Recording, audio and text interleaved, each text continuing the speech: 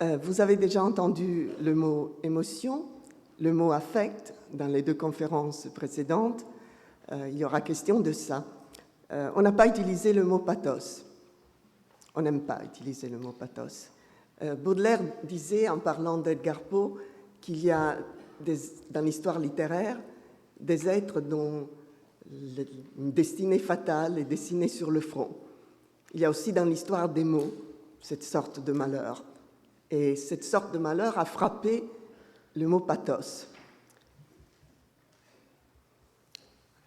Je prends la définition du dictionnaire de 1702 de Furetière, qui reprend une édition précédente d'il y a de 15 ans auparavant, et vous verrez que les lettres de noblesse du pathos et des pathés d'Aristote dans la rhétorique et dans l'éthique à Nicomaque sont lointaines.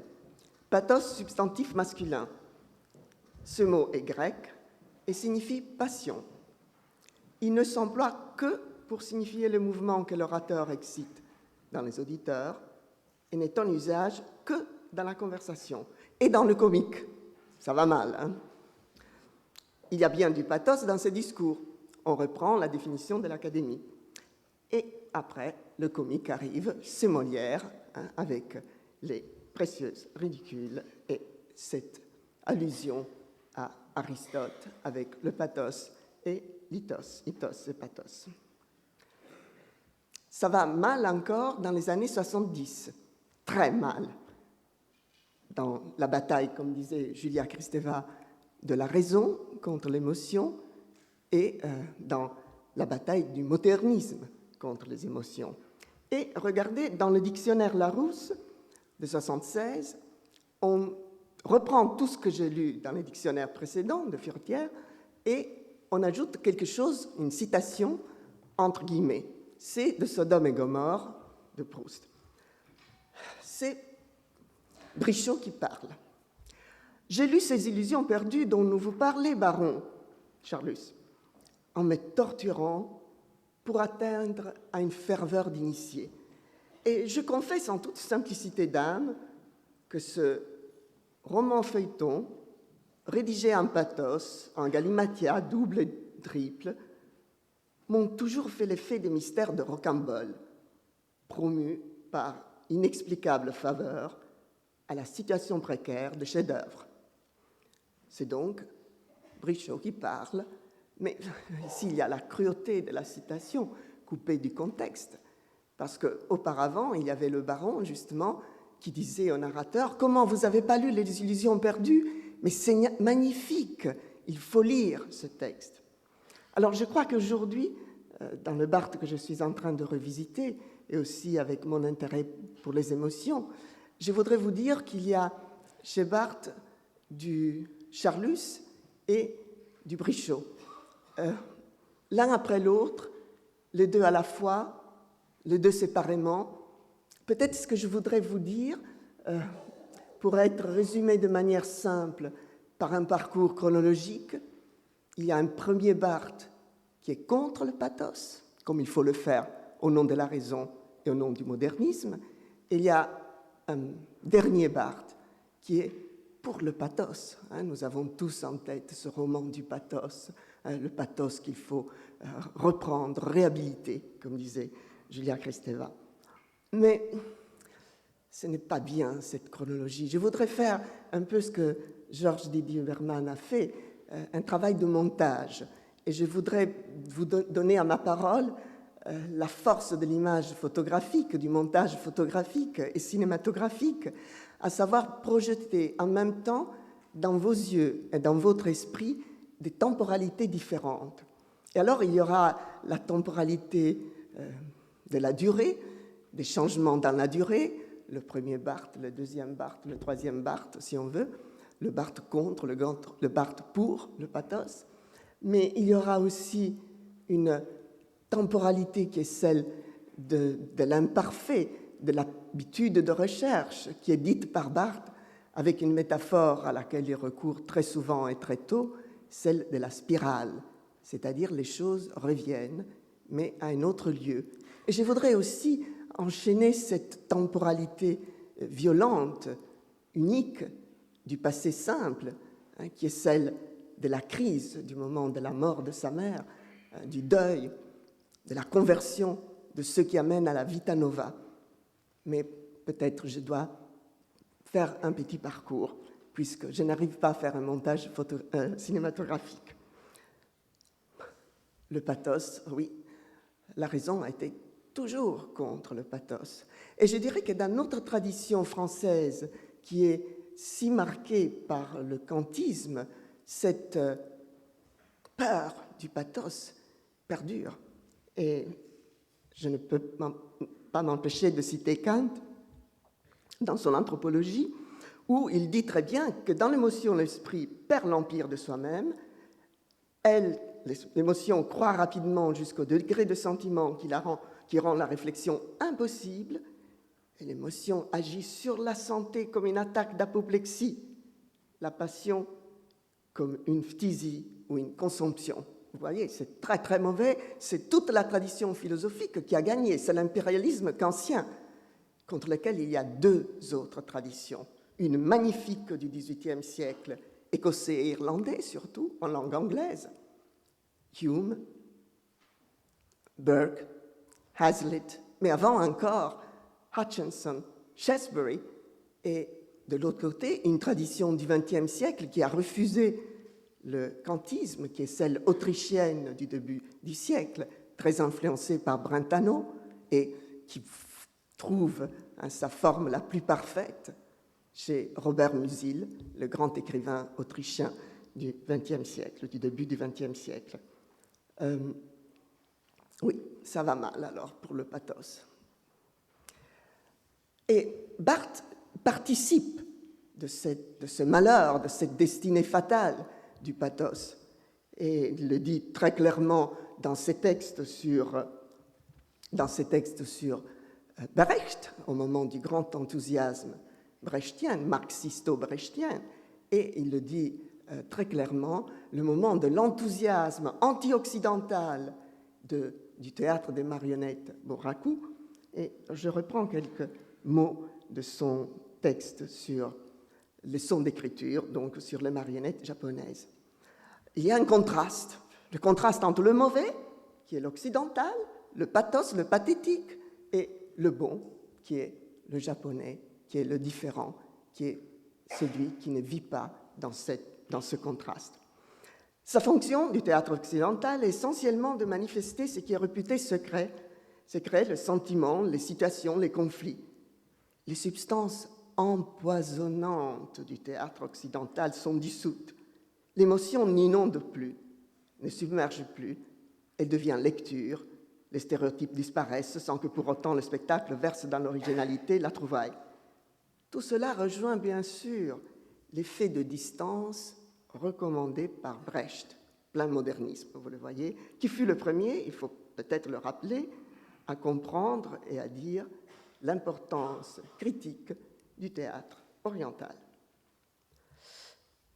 Oui, Barthes a parlé des émotions aussi dans ces années-là, dans les années 70. Il fallait le faire en faisant son long texte dans la revue Communication du janvier 1970 sur l'ancienne rhétorique, aide-mémoire. Donc il fallait bien passer par les topiques d'Aristote et rappeler ces topiques. Mais le projet, regardez, il est entouré de ce contre. Une voie très proche de ce texte, donc ce nouveau texte qu'on attend dans une sorte d'épiphanie de la modernité, est de savoir partir de quoi et contre quoi il se cherche, et donc de confronter la nouvelle sémiotique de l'écriture à l'ancienne pratique du langage littéraire qui s'est appelée pendant des siècles la rhétorique. Vous voyez, contre. Le nouveau texte est contre la rhétorique, contre les topiques d'Aristote, contre la faveur d'Aristote pour le pathos ou les pathés, qu'il dit au pluriel, Barthes, lorsqu'il parle de ces topiques. Mais, comme le savait Musil et Stendhal aussi, les émotions s'infiltrent partout. Elles se glissent, même si on ne veut pas. D'ailleurs, les émotions, on ne peut pas les provoquer. Ce n'est pas un acte de la volonté. Ils sont là. Et Barthes aussi est pris, tout en étant contre le pathos, est pris par la présence des émotions. J'aurais envie de citer un texte, Je ne crois pas aux influences, un entretien de la fin des années 50, début des années 60, il me semble, où il dit la littérature, les relais entre l'histoire et la littérature sont multiples. Et peut-être la critique doit vraiment s'interroger sur ce relais et comprendre la manière dans laquelle la littérature a toujours à faire avec le malheur, donc la souffrance, le pathos des êtres humains, ce qui est son véritable sujet. Il dit ça dans les années 60. Mais aussi, il y a d'autres émotions qui sont là, peut-être sans le savoir. Et le Barthes des années 70 en fait preuve. Il le dit, peut-être de manière involontaire. C'est les émotions qu'on appelle aujourd'hui épistémiques, c'est-à-dire les émotions liées à la connaissance. Valérie était très attachée à ces émotions. L'attention, l'intérêt, l'enthousiasme, l'entêtement dans la recherche, l'étonnement. Première émotion philosophique, c'est non seulement Platon qui en parle, mais son élève, bien meilleur que Platon, évidemment, du côté des émotions, puisqu'il n'est pas contre le thumos, le pathos, c'est le début de la métaphysique. Aristote dit « toute philosophie commence, toute pensée commence par l'étonnement ». Donc c'est la grande émotion cognitive par excellence. Et regardez, or, dès mes débuts, dit Barthes, j'éprouve le même intérêt qu'aujourd'hui, ou si vous voulez la même obsession, la signification. Regardez, intérêt, j'ai poursuivi, j'étais marqué, très important, grande découverte, enthousiasme. Nous avons là toute la foule des émotions épistémiques, des émotions qui amènent à la connaissance, de ces émotions qui, comme le disait Julia ce matin, sont pleines d'énergie. Et peut-être il y a déjà là, dans ces temporalités que je voudrais vous faire vivre en même temps, il y a déjà là le Barthes de la chambre claire, puisque la chambre claire, c'est vraiment le résultat le plus parfait de la collaboration entre des types différents d'émotions. Il commence, le livre La chambre claire, par des émotions épistémiques. Je veux découvrir l'essence de la photographie, dit Barthes. Je fais de la recherche. Et après, vous le savez, c'est l'autre type d'émotion, ce qui est lié à la mer, des émotions que Stendhal aurait appelées des émotions tendres, des émotions liées à l'amour. Reprenons le Barthes militant du modernisme des années 70. Dans Le grain de la voix, il reprend ce qui était le thème anti-émotionnel, anti-pathétique de ses textes sur Brecht et de ses textes sur le Japon. C'est le contraste entre la mort de Boris à l'opéra et celle de Mélisande. La mort de Boris est expressive, ou sinon on préfère hystérique. Elle est surchargée de contenus affectifs, historiques. Toutes les exécutions de cette mort ne peuvent être que dramatiques.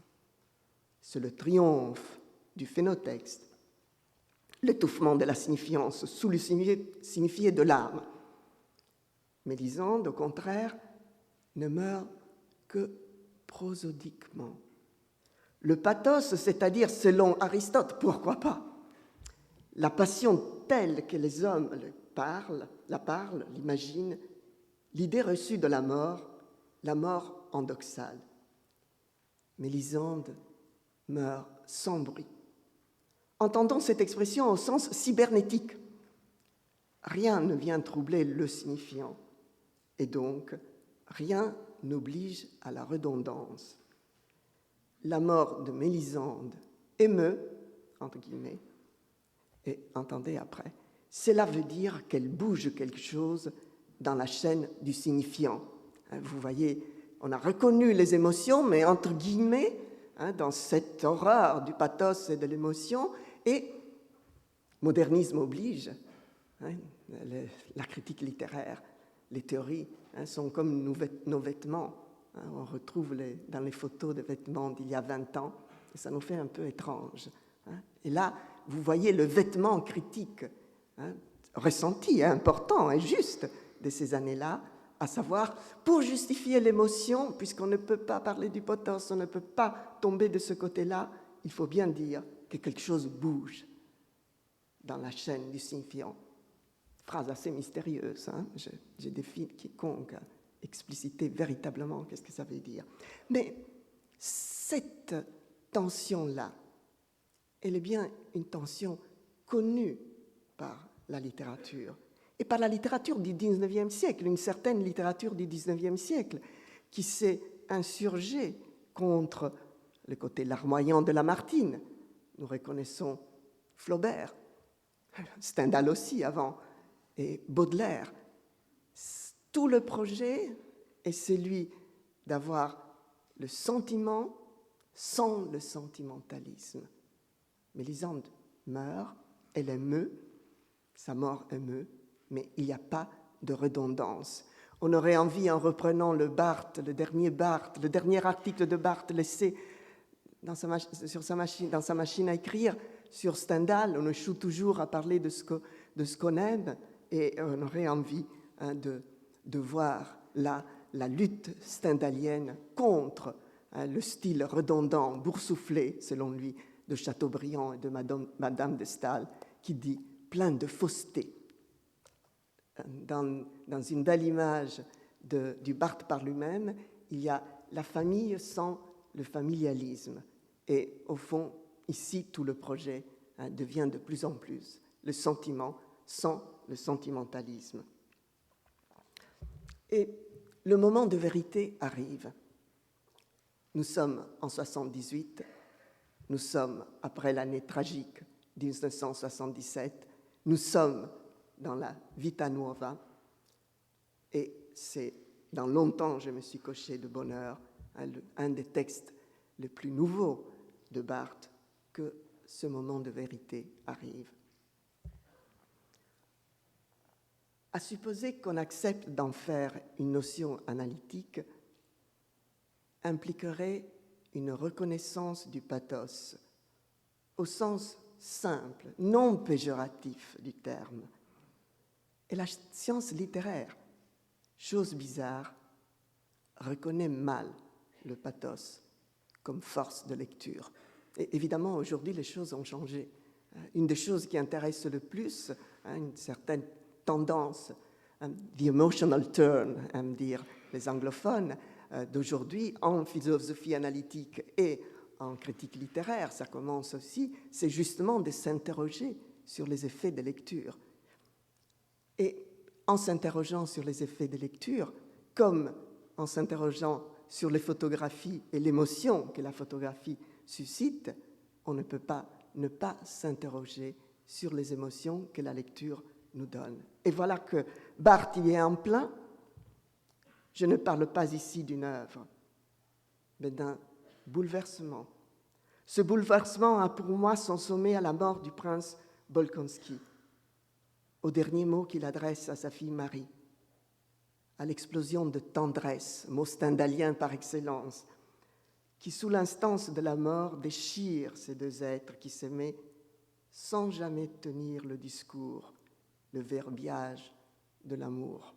Comment ne pas penser à Stendhal qui écrivait à Madame Gaultier « Je vous en prie, cher ami », en corrigeant son roman, et d'ailleurs il a pas mal copié puisque c'était un peu le fond de son Lucien Levin, il lui disait « N'utilisez jamais dans votre roman Octave tomba follement amoureux d'Hélène, ce serait contre la pudeur de l'écrivain. » Et voilà, c'est une pudeur, une délicatesse que Barthes réclame, cette mort sans bavardage, sans verbiage. Et aussi, évidemment, l'autre scène, la mort de la grand-mère, c'est un récit de pureté absolue. Je veux dire que la douleur y est pure, dans la mesure où elle n'est pas commentée, et où l'atroce de la mort qui vient qui va se séparer à jamais, ne dit qu'à travers des objets et des incidents indirects. Encore un motif profondément stendhalien. Je veux rendre au lecteur le son de l'archet de son cœur et pas les décrire. Et mouvement dernier, si vous voulez, mais dans un dernier qui n'est pas vraiment chronologique, parce que comme je vous disais, j'aurais envie d'avoir cette temporalité concentrée, parce qu'on peut penser aussi que le Barthes, tout jeune, lorsqu'il était au sanatorium, il se nourrissait de cette littérature du XIXe siècle, de cette littérature romantique qui est pour le pathos, contre le pathos, pour le sentimentalisme, contre le sentimentalisme, pour les émotions. Donc, ce n'est pas vraiment une chronologie.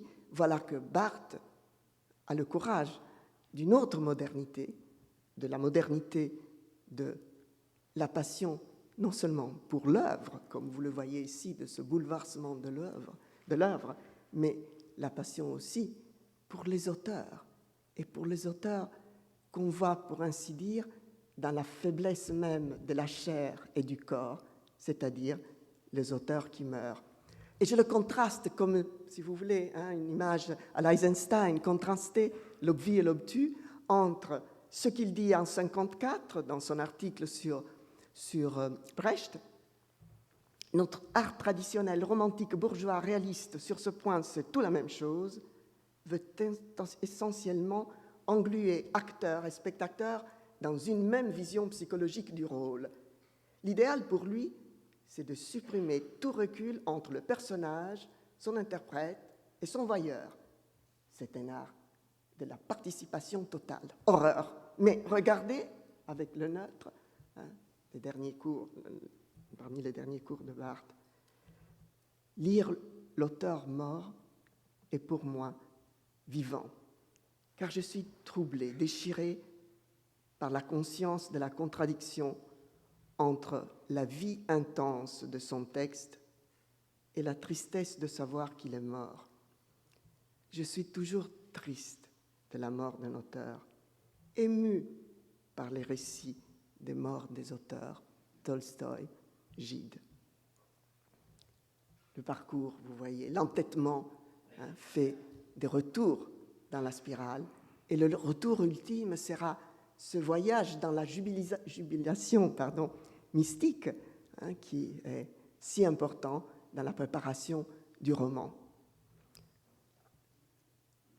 J'ai donc voulu essayer de vous parler un peu des formes et des valeurs du pathos chez Barthes. Antoine disait qu'il avait un peu demandé à nous tous de nous dire en quoi Barthes était encore une source d'inspiration totale pour ce que nous faisons. Et sans doute pour moi, il y a, comme pour nous tous, je pense, cette idée de l'entêtement de la recherche. Je n'ai pas voulu dire, comme ils aimeraient peut-être mes amis en neurosciences avec lesquels je travaille à Genève, je n'ai pas du tout voulu dire que Barthes a été un précurseur de ce qui se passe aujourd'hui dans le emotional turn, dans les études littéraires. Mais pour ainsi dire, j'ai voulu rendre hommage à ce qui me semble la partie la plus novatrice, la plus incroyable, la plus exceptionnelle, après le deuil de Barthes, c'est-à-dire la découverte de l'énergie et de l'action dans le neutre et dans la fatigue. Parce que je pense que la fatigue est une émotion et sensation très importante pour la recherche, puisque nous essayons de trouver des choses nouvelles dans le mouvement de la spirale, parce que nous sommes fatigués. Mais la fatigue est une énergie. Merci.